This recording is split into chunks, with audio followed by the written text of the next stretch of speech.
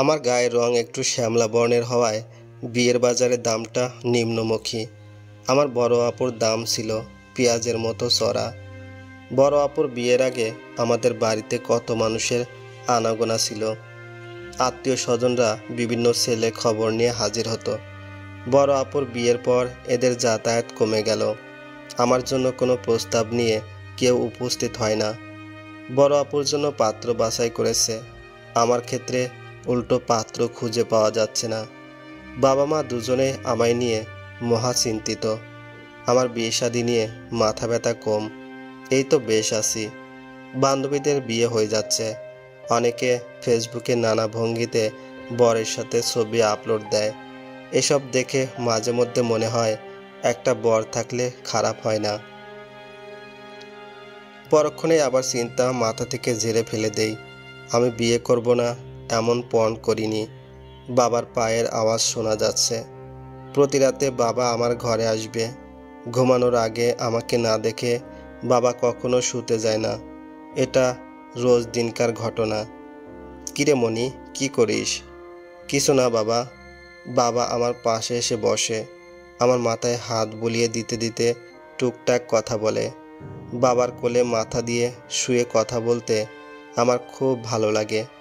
মা প্রায়ই রাগ করে বলে ওঠে, মেয়েটাকে এত আদর দিয়ে বাদর বানিও না, পরের ঘরে গেলে কষ্ট পাবে। বাবা হাসে আর বলে, মনি সবখানে আদরে থাকবে, ওকে ভালোবাসবে না এমন মানুষ হয়নি দুনিয়ায়। বাবার এসব কথা শুনে মনের ভিতর কেমন আনন্দের বাতাস বয়ে যায়। হ্যাঁ রে মনি, তোর পড়াশোনা কেমন চলছে?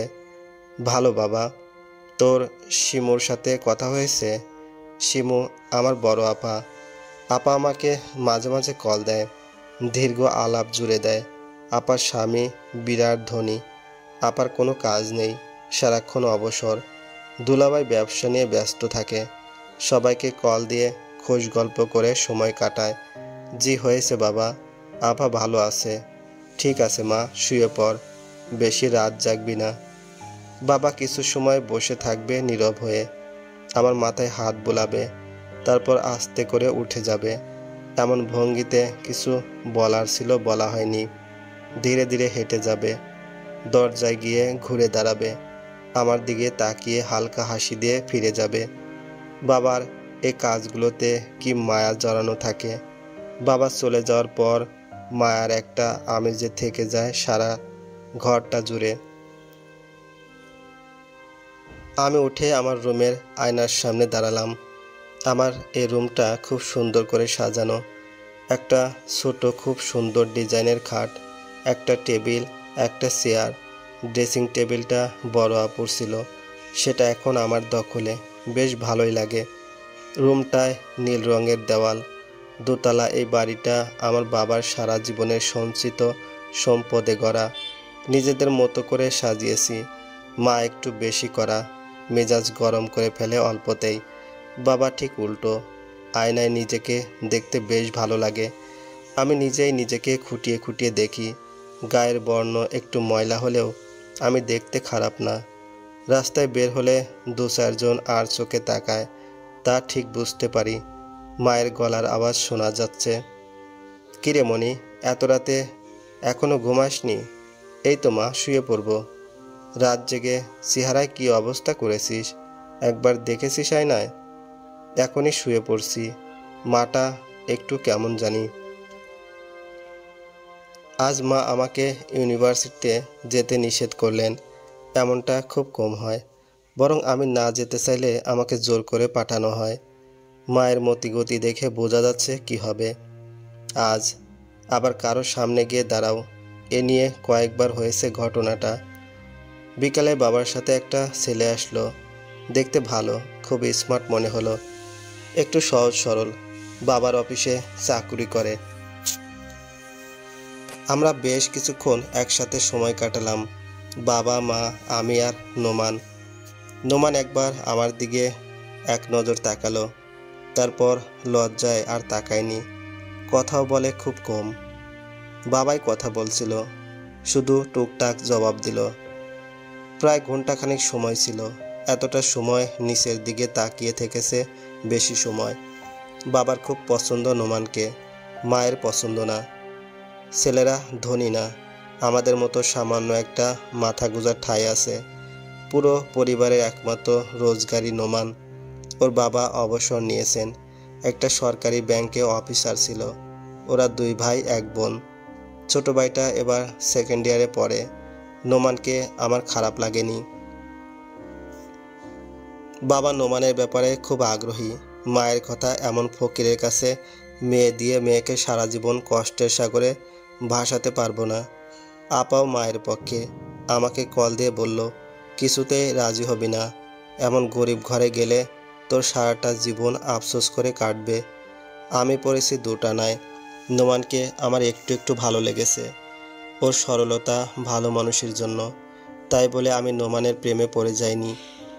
বাবা যে আমাকে জোর করছে তা নয়। বাবা বলল, মারে, তোর জীবন, তুই সিদ্ধান্ত নিবি। আমি দেখেছি নোমান ছেলেটা ভালো, হয়তো অঢেল টাকা নেই। এখন তুই সিদ্ধান্ত নে কি করবি। সেদিন ইউনিভার্সিটি থেকে ফেরার পথে দেখলাম নোমান দাঁড়িয়ে আছে। দেখে বুঝলাম আমার অপেক্ষায় দাঁড়িয়ে আছে। যে আমাকে দেখলো একটু অবাক হওয়ার ভান করলো, যেন কিছুই জানে না আমি এখানে পড়ি। আমি বিস্মিত হলাম। এত লাজুক ছেলেটা এত সাহস পেল কোথায়? আপনার হাতে সময় আছে?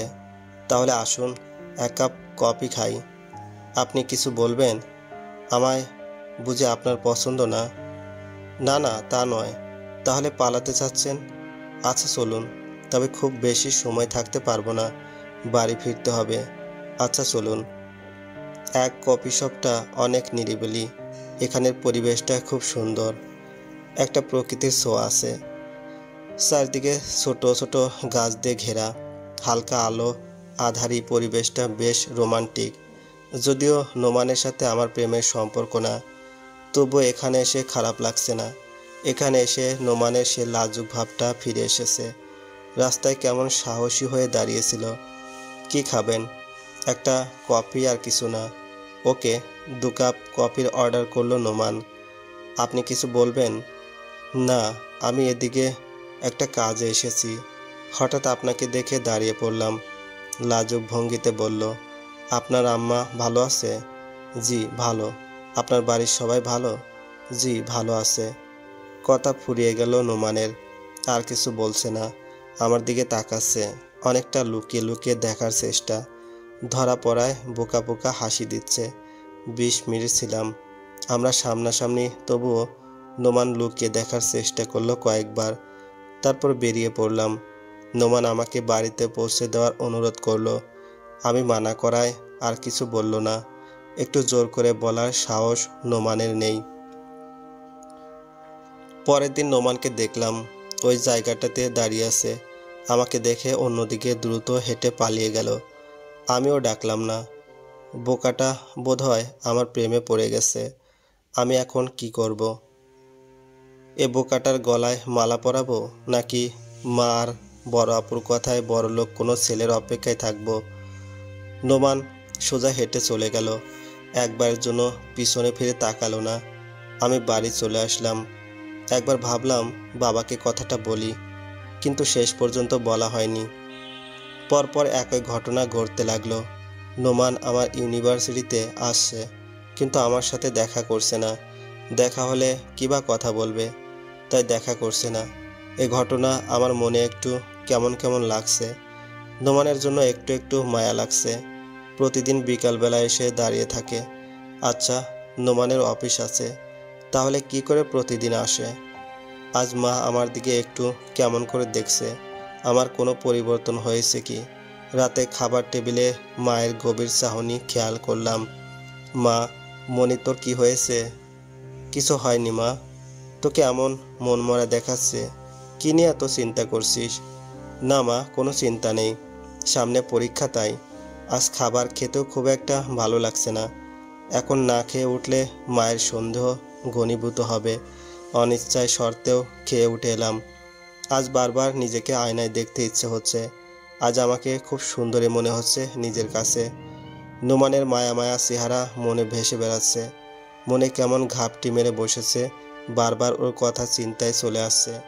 আমি কি নোমানের প্রেমে পড়ে গেলাম? কি আশ্চর্য! বোকাটা কথা বলে না, দেখা করে না, অত দূর থেকে আমায় কাবু করে ফেললো।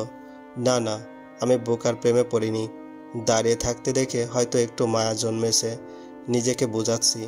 আজ দেখি রাতের বেলা মা এসেছে আমার রুমে, হাতে এক গ্লাস দুধ। মা আমার টেবিল দুধে গ্লাস রেখে চেয়ার টেনে পাশাপাশি বসলো। দুধটা খেয়ে নে। এখন দুধ খেতে ইচ্ছে করছে না মা। খেয়ে নে, ভালো লাগবে। মায়ের কণ্ঠ কেমন মোলায়েম। এখন না খেলে মা আবার কি করে বসবে? আবার অনিচ্ছায় খেতে হলো। মেয়েদের নিজের ইচ্ছাগুলো কেমন মলিন হয়ে যায়। অন্যের খুশি, আনন্দ, দুঃখের কথা ভাবতে ভাবতে নিজেরও যে আলাদা একটা জগৎ আছে ভুলে যায়। বেশিরভাগ কাজ করতে হয় অন্যের ইচ্ছায়, অন্যের আনন্দে আনন্দ খুঁজে বেড়ায়। প্রজাপতির মতো মেয়েদের দুটি জীবন। প্রজাপতির সৌভাগ্য সে আঁধার থেকে আলোতে আসে, মেয়েরা আলো থেকে অজানায়। আচ্ছা, মা সুখী হতে অনেক টাকা লাগে? তা জানি না, তবে জীবনে টাকার দরকার আছে। এই যে শিমুটা দেশ বিদেশ ঘুরে বেড়াচ্ছে, মনের স্বাদ আহ্লাদ মিটাতে পারছে, এটা দেখে আমার মনটা জুড়িয়ে যায়। নিজে তো কোনোদিন পারলাম না। চার দেওয়ালে কাটিয়ে দিলাম জীবনটা। তোরা কেন আমার মতো জীবন কাটাবি? তোকে আমি বড় ঘর থেকে বিয়ে দিব। তুই শিমুর মতো নিজের ইচ্ছেগুলো পূরণ করবি। মা, তুমি কি বাবার সাথে সুখী নও? তোর বাবা মানুষটা খুব ভালো। এমন মানুষ হয় না। মানুষটা আমাকে সোনা গয়না দামি জিনিসে জড়িয়ে দেয়নি, তবে ভালোবাসায় মুড়িয়ে রেখেছে। তাহলে এটা কি সুখ না? হয়তো সুখ। আবার যখন দেখি অন্যরা কত ভালো জীবন যাপন করছে, তখন একটু কষ্ট হয়। অনেক কিছু না পাওয়ার ব্যথাটা জেগে ওঠে। কতটা স্বপ্ন পূরণ করতে পারলাম না, সেটা বড় হয়ে ওঠে। দেখ, একটা বাড়ি করতে নিজেদের সারাটা জীবন কেটে গেল। না পারলাম কোথাও ঘুরতে যেতে, না পারলাম নিজের ইচ্ছে মতো পড়তে। একটা অভাবের মধ্যেই কেটে গেল পুরো জীবন। এটাও বড় কষ্টের মা। তাই তো চাই না তোরা এই কষ্টটা বয়ে বেড়া। মা, আমার তো আপন মতো জীবন না, তোমার মতো জীবন ভালো লাগে। মাকে জড়িয়ে ধরে বললাম। থাক, এত আহ্লাদ দেখাতে হবে না। সব মাই তো। বাপ মেয়ে আমি কে? এখন বুঝবি না, পরে যখন কষ্টে ভাসবি তখন কিছু করার থাকবে না। এসব সুন্দর কথা বইয়ে লেখা থাকে। কষ্ট তুমি মধুময়, বাস্তব বড় কঠিন, সেখানে কষ্ট মধু না বিষ। কি জানি নাম। ও মনে পড়েছে, নোমান। ও কি তোর সাথে কোনো রকম যোগাযোগ করে? না, কেন? মাকে আরেকটু শক্ত করে জড়িয়ে ধরলাম। মা আমাকে একটু কাছে টেনে নিয়ে, কোনো পাত্তা দিবি না। তোর বাবাও কোথা থেকে ফকির মিসকিন ধরে নিয়ে আসে। মানুষটার চোখ বড় হলো না। নিজে তো আমার জীবনটা নষ্ট করলো, এখন আবার তোর জীবন নিয়ে টানাটানি শুরু করেছে। শিমুটাকে কত কষ্ট করে বিয়ে দিয়েছি। তোর বাবা তো এত বড় ঘরে দিতে রাজিই ছিল না। তার কত ভয় আমরা মানিয়ে উঠতে পারবো না। দেখ, শিমুটা কত ভালো আছে। আচ্ছা, শুয়ে পড়। এসব নিয়ে ভাবিস না, আমি তোর জন্য ভালো ছেলে দেখব। এখন ঘুমিয়ে পড়। মায়ের কথাগুলো মনের মাঝে ঘুরতে লাগলো। সত্যি সুখ কোথায়? আচ্ছা, আপু কি সুখী? দেখে মনে হয় কত ভালো আছে। টাকার পাহাড়, যখন ইচ্ছায় শপিং করছে, দেশ বিদেশে ঘুরে বেড়াচ্ছে। সব ঠিক আছে, কিন্তু এত সবের মাঝে আপু খুব একা, নিঃসঙ্গ। এটা আমার চেয়ে কে বেশি জানে? দুলাভাই আপুকে সব দিয়েছে, শুধু সময় দেয়নি। নাইবা থাকলো এমন বিরাট অট্টালিকা, দামি গাড়ি। যাওয়া হলো না কানাডা, সুইডেন। যদি প্রিয় মানুষটির হাত ধরে পদ্মার পারে হাঁটি, সে তাই সুখ থাকবে না? রিকশায় চড়ে না হয় কাটলো সারাটা পথ, ভালো থাকা কি হবে না? মায়ের দামি শাড়ি নেই, বাবা দামি চুড়ি হয়তো দেয় না, কিন্তু ছোটবেলা থেকে দেখেছি মেলায় থেকে বাবা মায়ের জন্য একগুচ্ছ কাচের ছুরি কিনতো আমাদের অগোচরে। চুপি চুপি দেখেছি মায়ের হাতে বাবা নিজ হাতে পরিয়ে দিত ছুরি। তখন মায়ের মুখে ফুটে ওঠা সে হাসিতে কি সুখ নেই? এই যে বাবা মায়ের জন্মদিনটা ঠিক মনে রেখে সেদিন মায়ের প্রিয় ছোটোখাটো উপহার দেয়, কম দামি বলে তো, তখন মাকে মন খারাপ হতে দেখিনি। বরং মায়ের হাসি মাখা মুখ দেখে আমাদের মাঝে আনন্দ ছড়িয়ে পড়েছে। মায়ের আক্ষেপ আছে, কিন্তু নীরব কষ্ট নেই। আজ ইউনিভার্সিটি থেকে বেরিয়ে নোমানকে দেখলাম না। এই কয়দিনে ওকে দেখে কেমন অভ্যস্ত হয়ে গেছি। দূর থেকে আমার দিকে তাকিয়ে থাকে মায়া মায়া দৃষ্টিতে। তাতে কেমন একটা পূর্ণতা পেত। আজ শূন্য শূন্য লাগছে। মনে হচ্ছে কি যেন নেই। আজ কেন এলো না? নোমান আশা ছেড়ে দিল। তাহলে ভালোই হলো। এতটুকুতে হাল ছাড়া মানুষ দিয়ে এত পথ পাড়ি দেওয়া যায় না। কিছু সময় ধরে দাঁড়িয়ে আছি। কেন দাঁড়িয়ে আছি আমি? আমি কি নোমানের জন্য অপেক্ষা করছি? না, কেন আমি অপেক্ষা করব? অপেক্ষার কথা কি ছিল? কী সব ছাইপাশ ভাবছি। শেষবারের মতো নোমানের দাঁড়ানোর জায়গাটা দেখলাম। না, কিছু নেই। কেমন মরুভূমির মতো হাহাকার করছে। একটু বোধ হয় কষ্ট হলো, একটু হতাশা। আমার মন আশায় ছিল নোমান ওখানে দাঁড়িয়ে থাকবে। ফিরে যাওয়ার জন্য ঘুরে দাঁড়াতে দেখি নোমান আমার সামনে। আমি চমকে গেলাম। কাকে খুঁজছেন? কাকে খুঁজবো? এমনি দাঁড়িয়ে আছি রিক্সার অপেক্ষায়। তাই? কত খালি রিক্সা পেরিয়ে গেল, ডাকলেন না তো। ভালো লাগেনি। নোমান হাসছে। আপনি বুঝি যাচাই বাছাই করে রিক্সায় চড়েন? হ্যাঁ, বাছাই করে চড়তে হয়। মেয়েদের সব কিছুই বাছাই করে পা ফেলতে হয়। আপনারা ছেলেরা তার কি বুঝবেন?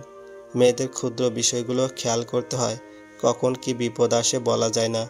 একটা মেয়ের হাজারটা চোখ রাখতে হয়। প্রতিটি পদে পদে মেয়েদের জন্য কাঁটা বিছানো থাকে। একটু অসতর্ক হলে কাঁটা বিঁধে যায়। আপনি এখানে আজ কি কাজে এসেছেন? মিথ্যে বলবো না, সত্যি বলবো। মিথ্যা কেন বলবেন? মানুষ মিথ্যা বলে কিছু লুকাতে লুকাতে চায় ভয়ে। এখানে কিসের ভয় আপনার? ভয় মানে কি? সব সময় ভয়ঙ্কর কিছু হয়। ধ্বংসের ভয়ে মানুষ সব সময় কাবু হয়। এর বাহিরেও ভয় থাকে, কিছু হারানোর ভয়। ধ্বংসের ভয় তো তুচ্ছ। হারানোর ভয় মানুষকে নিঃশেষ করে দেয়। কি হারানোর ভয় আপনার? বুঝেন না নাকি বুঝতে চান না? আপনার কথা বুঝতে পারছি না। আচ্ছা, বুঝতে হবে না, পরে বুঝিয়ে দেব। একটু সময় তো দেওয়া যাবে? তা দেওয়া যায়, কিন্তু তাতে কি কোনো লাভ হবে? সব কাজ কি লাভ লোকসান হিসাবে হয়? কত কাজে হিসাব করাই দায়। আজ নোমানকে অনেক ভালো লাগলো। আগের দিনের চেয়ে লাজুক ভাবটা কমেছে। কিছুটা আত্মবিশ্বাসী হয়ে কথা বলছিল। খুব ধীরে কথা বলে। মনে হয় কথাগুলো অনেকবার রিহার্সাল দিয়ে এসেছে। খুব বেশি কথা জমাতে পারেনি। কথার মালা বুনতে গেলে তাতে কমে পড়ে যায়। হারিয়ে যাওয়া কথা খুঁজতে থাকে। চিন্তিত মনে হয়। কত কথা বলতে হতো, বলতে পারেনি, হতাশায় ভোগে।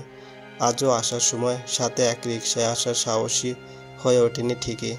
তবে একটা কাজ করেছে, আমাকে রিকশায় তুলে দিয়ে অন্য রিকশায় পিছু নিয়েছে। বোকাটা একবার বলতে পারেনি চলেন একসাথে যাই। বললে আমি ফেলতে পারতাম কি? মনে হয় পারতাম না। কি ক্ষতি হতো দুজনে একসাথে রিকশায় চড়লে? মানুষজন দেখলে হয়তো কথা ছড়াতো। এটাই নোমান ভেবেছে। বলদটার সব দিকে খেয়াল আছে। আমি রিকশায় বসে আছি। আমার পিছনের রিকশায় নোমান আসছে। কেমন একটা ভালো লাগা ঘিরে ধরেছে। কেউ একজন আমার জন্যই আছে, এটা মনকে উদ্বেলিত করছে। বাসায় এসে দেখি আপা এসেছে। দুলাভাই আসতে পারেনি, ড্রাইভার দিয়ে পাঠিয়ে দিয়েছে। এটা দেখে আমার বুকের মধ্যে কেমন চক্কর দিল। নোমান অন্য রিকশায় পিছু নিয়ে বাড়ি পর্যন্ত এসেছে। আমি দেখেছি কিনা ও জানে না, তবু এতটা পথ পিছনে এসেছে। ওর এ ভালোবাসা আমায় আঁকড়ে ধরল। আমি বোধহয় জড়িয়ে গেলাম ভালোবাসার জালে। বেশ কিছুদিন পর আপা আসলো।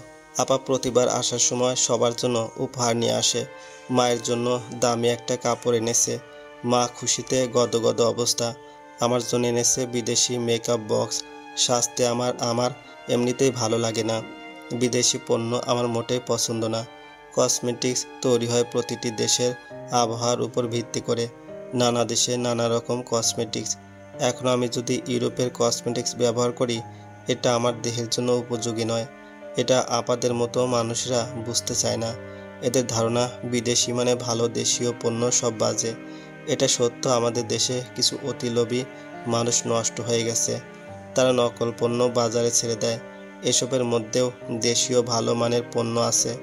আমাদের অবহেলায় সেসব পণ্য মাথা তুলে দাঁড়াতে পারছে না। আপা আমার রুমে এসে বসেছে। আমার রুম বলতে আপা আসলে আমরা একসাথেই থাকি। দুলাভাই সচরাচর আপার সাথে আসে না, তার সময়ের বড় অভাব।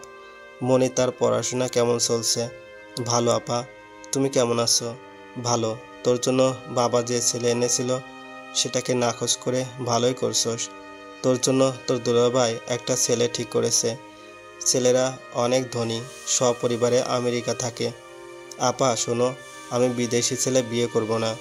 আগে দেখ পরে বলিস। ছেলে দেখতে রাজপুত্রের মতো, কম্পিউটার ইঞ্জিনিয়ার। ছেলের একটা মাত্র বোন, তার বিয়ে হয়ে গেছে। একবারে ঝামেলা ছাড়া পরিবার। একটু সমস্যা, তোকে আমেরিকায় থাকতে হবে। তুই চাইলে যখন ইচ্ছে দেশে আসবি, বেরিয়ে যাবি, কোনো সমস্যা নাই। ছেলে তোর ছবি দেখেছে, তোর সাথে দেখা করতে দেশে এসেছে। তোমরা এত কিছু করেছো, আমায় জানাওনি? আমার একটা দায়িত্ব আছে না? তোর দুলাভাইয়ের সব দিকে নজর আছে, বুঝলি? শুধু মানুষটা ব্যবসা নিয়ে ব্যস্ত থাকে। কি করবে বল? এত বড় ব্যবসা সব এক হাতে সামলাতে হয়। তারপরও দেখ, তোর জন্য ঠিক এমন একটা ভালো ছেলের সন্ধান বের করেছে। মা এসে উপস্থিত। কি নিয়ে এত গল্প হচ্ছে দুবনে? আপা বলল, মা তোমাকে ছেলেটার কথা বলেছিলাম না?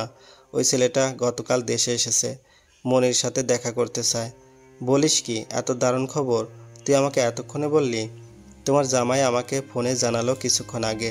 মা, আমি কোনো বিদেশি ছেলেকে বিয়ে করে তোমাদের ছেড়ে ভিন দেশে থাকতে পারবো না। শোনো মেয়ের কথা, এখন আবার ভিন দেশ কিরে? সারা দুনিয়া এখন মানুষের হাতের মুঠোয়। তুই চট্টগ্রাম থেকে ঢাকা আসতে যে সময় লাগবে, তার আগে আমেরিকা থেকে ঢাকা আসতে পারবি। আমি বলি কি মা, মনি প্রথমে ছেলেকে দেখুক, তারপরে দেখা যাবে। ছেলেকে বল আমাদের বাসায় আসতে। তুমি না মা, সেকেলে রয়ে গেলে। আজকালকার ছেলেরা বুঝি বাসায় এসে দেখা করবে? ওরা বাইরে কোথাও দেখা করুক, দুজন দুজনকে জানুক, তারপর ভালো লাগলে তখন আমরা কথা আগাবো। তোর যা ভালো মনে করিস। আমাদের সময় তোদের মতো এত সুযোগ ছিল না। মুরব্বীরা সব ঠিক করে দিত।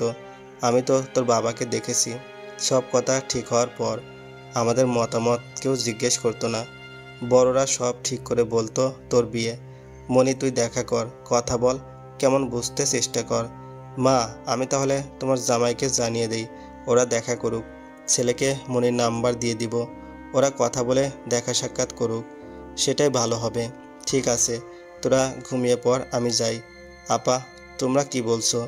আরে বোকা, দেখা করলে তো বিয়ে হয়ে গেল না? দেখা কর, ভালো না লাগলে বাদ। দেখা করতে তো সমস্যা নাই। চিন্তা করে দেখ, তুই আমেরিকা থাকবি, কত উন্নত দেশ। আমাদের মতো এত সমস্যায় ঘেরা নয়। বড় দেশ, বড় সুবিধা। তোর ছেলে মেয়ে হবে আমেরিকান নাগরিক।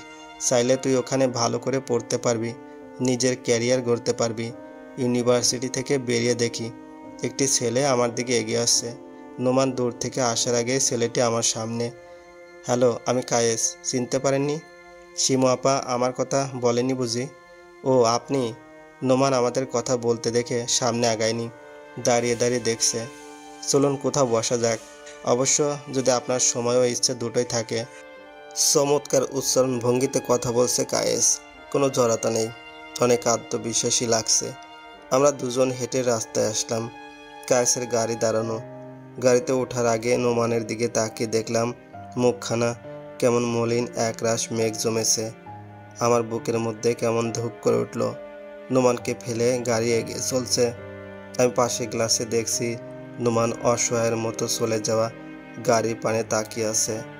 আমরা এখন বসে আছি নাম করাই বলা যায় চাইনিজ রেস্টুরেন্টে। কায়েস খুবই ভদ্র, ম্যানার জানা ছেলে, কথা বলে গুছিয়ে, সব মিলিয়ে দারুণ স্মার্ট। আমরা সামনাসামনি বসে আছি। কায়েস বলা শুরু করলো, আপনার ইউনিভার্সিটিতে যাওয়ার আগে একটু ভয়ে ছিলাম আপনি কেমনভাবে নেবেন। আপা বলেছিল কল দিয়ে যেতে। আমি একটু সারপ্রাইজ দিতে চাইলাম, আপনাকে এতটা চমকে দিতে পারিনি। তারপর কি খাবেন আগে বলেনি? আমি ভালো জানি না এখানে কোনটা ভালো, কাজেই আপনার হাতে সব তুলে দিলাম। এখানে অনেক জায়গাও ভালো চিনি না। আপনার ইউনিভার্সিটি চিনতেও অনেক ঝামেলা পোহাতে হয়েছে। আমি কি একটু বেশি বলছি? না ঠিক আছে, এটা হওয়ার কথা। আপনি এখানে থাকেন না, অচেনা লাগবেই। কতদিন পরে আসলেন? প্রায় 6 বছর। আমার জন্ম আমেরিকায়, এটা আমার জন্মভূমি না।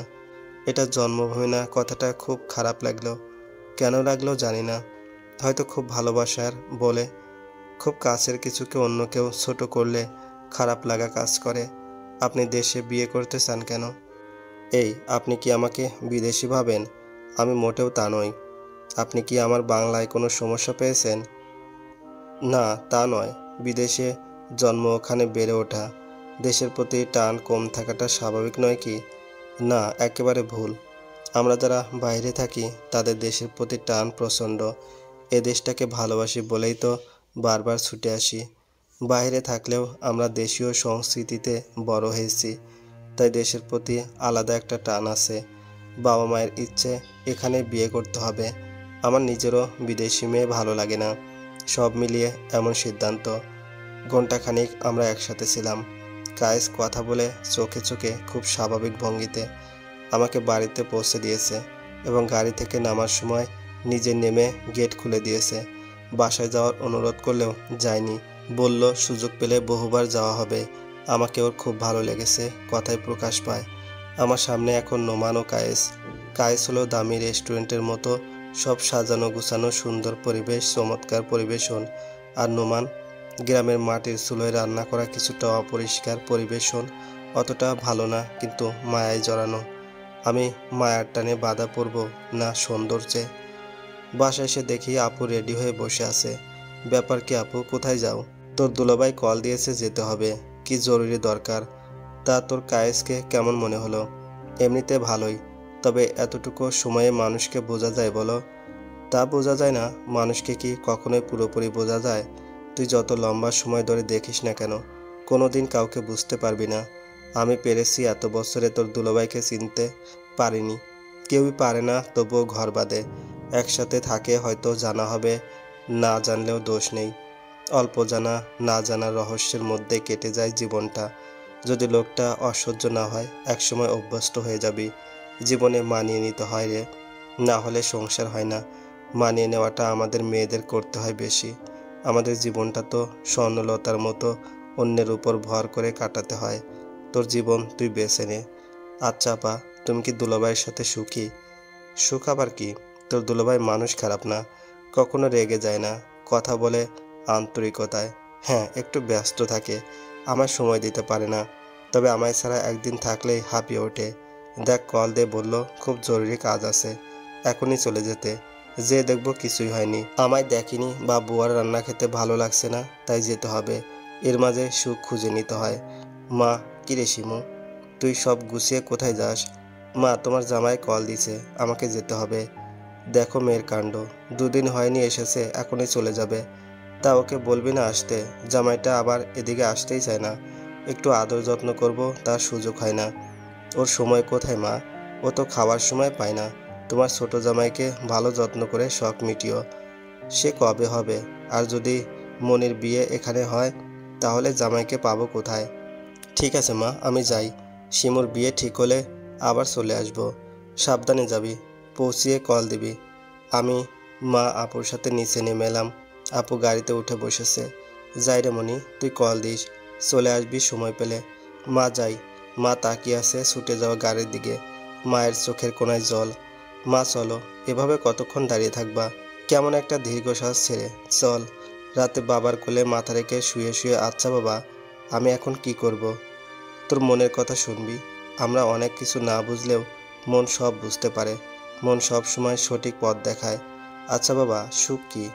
মারে, এটা এক এক মানুষের কাছে এক এক রকম।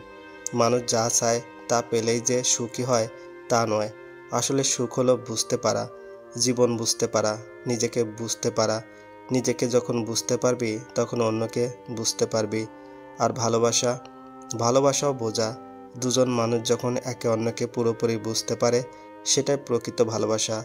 দেখ, তোর মা কথায় কথায় রেগে যায়, তাতে আমার খারাপ লাগে না। এমন না, আমি এটা মানিয়ে নিয়েছি। আমি ওকে বুঝতে পারি। আমি বুঝি ও রাগলে ওর ভিতরটা ভালোবাসায় পূর্ণ, তাই আমার কষ্ট হয় না। আমি ওর রাগের মাঝে ভালোবাসা দেখতে পাই। যদি না বুঝে মানিয়ে নিতাম, প্রথম প্রথম পারলেও একসময় বিরক্তি এসে যেত। অধিকাংশ মানুষ বুঝে না, মানিয়ে নেওয়ার চেষ্টায় ছাড় দেয়। ছাড় দিতে দিতে একসময় হাঁপিয়ে ওঠে, তখন আর কিছুই অবশিষ্ট থাকে না।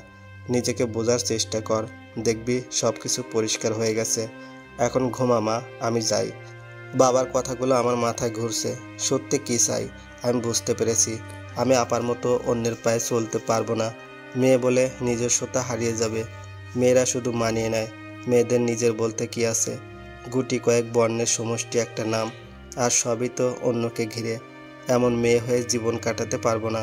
আমি নিজের কিছু গড়ব, তারপর অন্য চিন্তা। আমার নিজের একটা পরিচয় থাকবে না? শুধু মেয়ে বলে এমন হবে না। কায়েসের সাথে দেখা করে বলেছি, আমি প্রথমে নিজের পায়ে দাঁড়াতে চাই, তারপর বিয়ের কথা ভাববো। পারবে অপেক্ষায় থাকতে আমার পথ চেয়ে? আপনি কেরিয়ার নিয়ে চিন্তা করছেন, সেটা তো আমেরিকায় ভালোভাবে করতে পারবেন। পারবো, সেটা হবে আপনার অবদান, আমার নিজের না। আমি নিজের প্রচেষ্টায় গড়তে চাই। ওকে, আপনি যা ভালো মনে করেন, অপেক্ষায় থাকবো। খুব ভালো লেগেছে কায়েসের কথা। আর বোকাটা কি বলেছে শুনে খুব খুশি হলো। তুমি নিজের পায়ে দাঁড়াবে? এ তো আনন্দের খবর। কয়জন মেয়ে এমন চিন্তা করে? আর শোনো, আমি তোমাকে চাঁদের মতো ভালোবাসি। চাঁদকে আমরা ভালোবেসে কখনো বেঁধে রাখতে চাই না, কারণ আমরা জানি চাঁদ অমাবস্যায় হারিয়ে গেলেও আমাদের অঢেল বিশ্বাস থাকে অমাবস্যা কাটিয়ে ঠিক আবার এসে যাবে। যে ভালোবাসায় বিশ্বাস কম থাকে, সেখানে বেঁধে রাখার চেষ্টা থাকে। আমার ভালোবাসায় বিশ্বাসের কমতি নেই। ভালোবাসা সত্যি হলে তোমাকে পাবই। আমার সিদ্ধান্তে মা প্রথম প্রথম গাইগুই করলেও আমার অনুর অবস্থার কাছে নত হতে বাধ্য হয়েছে। বাবা আমার সিদ্ধান্তে চরম খুশি। বিন্দু বিন্দু ঘাম সঞ্চিত করে ধুলোর পাহাড় পেরিয়ে আমি গড়েছি ছোট একটা নদী, আমার নিজস্ব একটা নদী। আজ আমায় ডাকতে কিছু বর্ণের সমষ্টির সাথে জুড়ে দিতে হয় থানা শিক্ষা অফিসার। 3টি বসন্ত কাটিয়ে অক্লান্ত পরিশ্রমে আমি নিজের পরিচয় গড়ে তুলেছি। সৌন্দর্যের স্থায়িত্ব যেমন ক্ষণস্থায়ী, তেমন কায়েসও কথা রাখেনি। 1 বছর নানা চেষ্টা করে শেষমেশ এক রূপসীর সাথে ঘর বেঁধেছে। বোকাটাকে মায়ার বাঁধন আঁকড়ে ধরেছে। মায়া কি কাটানো যায়? নোমান আমায় সত্যি চাঁদের মতো ভালোবেসেছে। আমার আলোয় নিজেকে আলোকিত করে বোকাটার মায়ার টান আমিও কাটাতে পারিনি। তাই তো আমাদের বিয়ে আগামী মাসের 16 তারিখ। জি, 16 ডিসেম্বর, বিজয় দিবস। এটাও বোকাটার বুদ্ধি। বলে কিনা আমি তোমাকে বিজয়ের দিনে জয় করব। তাছাড়া আমাদের বিবাহ বার্ষিকীতে আজীবন ছুটি থাকবে। বিবাহ বার্ষিকীতে অফিস করলে চলবে? বোকাটার কত দিকে খেয়াল। আপনারা সবাই নিমন্ত্রিত। মাস্ক পরে সামাজিক দূরত্ব বজায় রেখে আমাদের দোয়া করে যাবেন।